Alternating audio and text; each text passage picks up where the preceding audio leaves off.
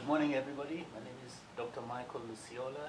I'm working within the Ministry of Health, leading the efforts towards local manufacturing of health products and technologies.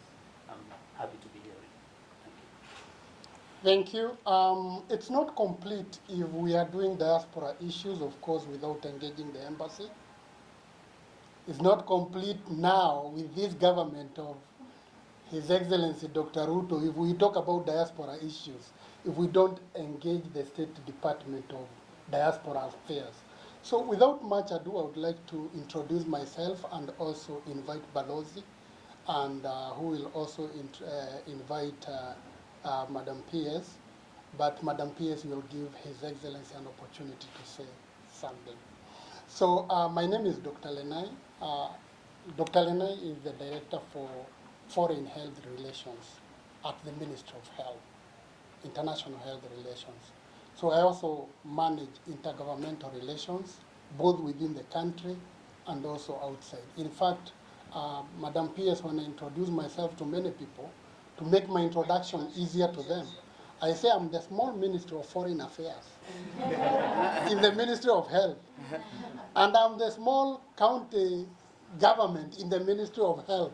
So all affairs also of county government and the relations, I still take care of them. So thank you so much, and I'm sure we'll be getting to engage on behalf of the CS on all the agendas that you have. But at this juncture, allow me to invite Balozi to take over from this. Thank you. Thank you so much, Dr. Lenai, and my brother Danson. Thank you so much. I think it's very exciting. It's a very exciting moment that we had this opportunity by the magic of this summit that's going on by His Excellency the President and other African leaders. That we have had the opportunity to come and meet such a wonderful group that resonates so well with our mandate as the State Department for Diaspora Affairs. And I think it is one of the momentous occasions that His Excellency the President decided to elevate issues of the diaspora to a full-fledged State Department. I know it is something that has been left hanging for a very, very long time. We've been talking about the diaspora, but there's been no deliberate effort the way that has been done by His Excellency the President. So I won't speak much, but I'm Ambassador Washington Olo.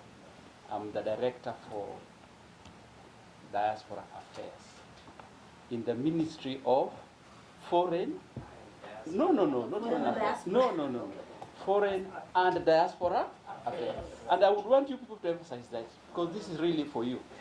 So don't call it Ministry of Foreign Affairs anymore. Call it Ministry of Foreign and Diaspora. Yeah, that is how it is. So thank you so much. We are here basically also to do what we call collation. We are trying to profile the kind of diaspora that we have. Because whenever we pick up about the diaspora, I'm so amazed that we have such kind of brains here. P.S. You see your client. Yeah. When the counties were crying about medical care, that they have machines that they are not using, yet we have the brains that we could leverage on to help us. It is because nobody had thought about this very important constituency. And I think that is one thing that His Excellency the President has done. I'm sure our PS will tell you how she's going to leverage on your profiles. With us here is none other than our Balozi, who is our Consul General. Yes. Huh? Yeah. Yes, maybe you can. Good morning. My name is Thomas Clarker, better known as Big Ted. And I'm the Consular General for Kenya in LA, handling the 13 states on the West Coast. Yes, thank you. Thank you, Big Ted. So, without further ado, let me take the honor, it's my humble duty to welcome your PS for Diaspora Affairs to say something. Yes. I guess I'll stand. Good morning, everybody. It is truly an honor to be here today. His Excellency the Governor of Nyeri County, where I spent a part of my childhood at Delegate Jackson, Representative the Senator, Ms. Miller Little, and Dr. Darcy joining us online, eminent friends, Kenyans, diasporians, my colleagues from the Ministry of Health, or now the Ministry of Medical Services and what? It's the Ministry of Health, but now we have different state departments, and so on. It's really good to be here. Asanteni sana for having us, for inviting us to come and have this conversation with you. It is truly an honor. I want to start by saying I am really proud of all of you Kenyans. When I listened to your bios, short bios of the things that you have done here, my heart swells with pride as I think about the obstacles you've had to overcome and the hard work that is behind those glowing bios and profiles, and I'm very, very proud of you. And we are. It's an honor to be the first ever Principal Secretary for Diaspora Affairs, but it is also, which comes with a lot of responsibility. A big part of that responsibility is recognizing all the work that you have done and coming out here and finding you and having these conversations. A lot of the conversations I think we have had have been help us 1, 2, 3 things are not going well, but sometimes and hopefully increasingly we'll have these conversations of come and see what we have done, come and see what we are doing, look at us, we are succeeding, and we're very proud of you. So that's the first thing I wanted to say. I also want to say how grateful I am for the support that I have had. The state of Maryland in particular has extended to you. I think Delegate Jackson talked about all of the work that he has done. So I'm very grateful to see that our people are cared for. Very grateful for the community leaders.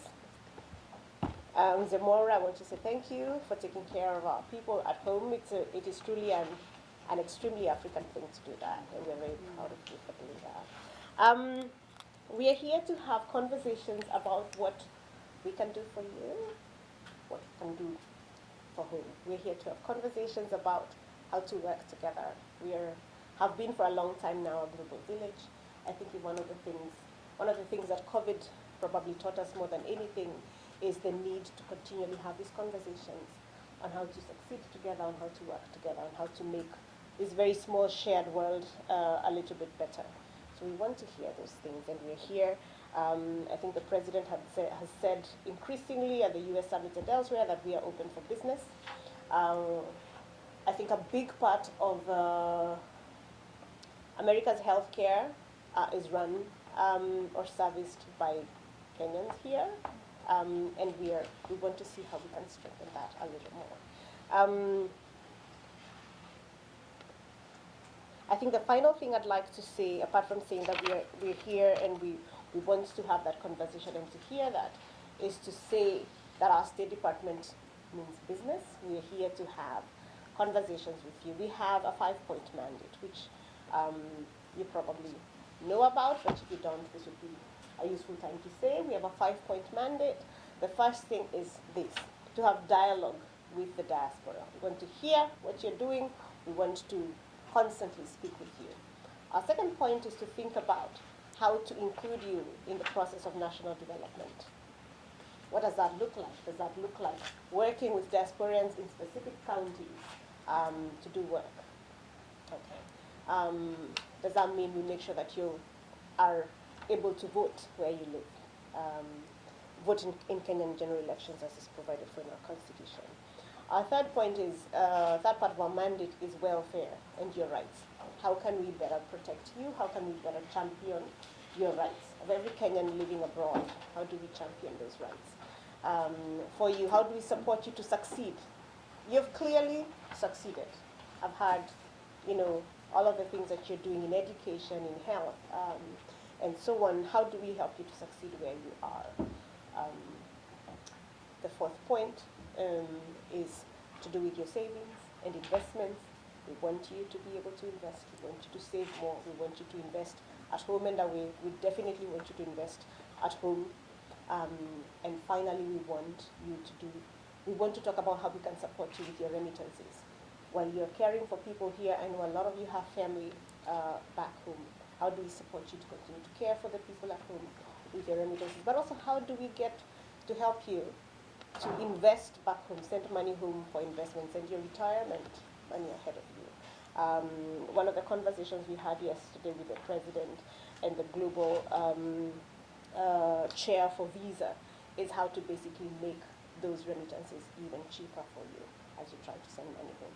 So these are the 5 things that we have been asked to do, and these are the 5 things we intend to deliver on. So this conversation is squarely in that mandate. So thank you very much for inviting us. Governor, I want to now, cede the floor, and thank you very much for your time. Thank you very much, GS. Good morning, everyone. Like you have heard, I was found on the corridors, and I was ushered in, and I felt that I really needed to come in, especially because I'm passionate about health. And since you may not know, health is a fully devolved function. It is run by counties, but we work together because we have 47 governments plus a bigger government, and there is no way we can devolve each other. And I am glad to join with you. I am really impressed that this is what we are missing back at home. But I think the opportunities you have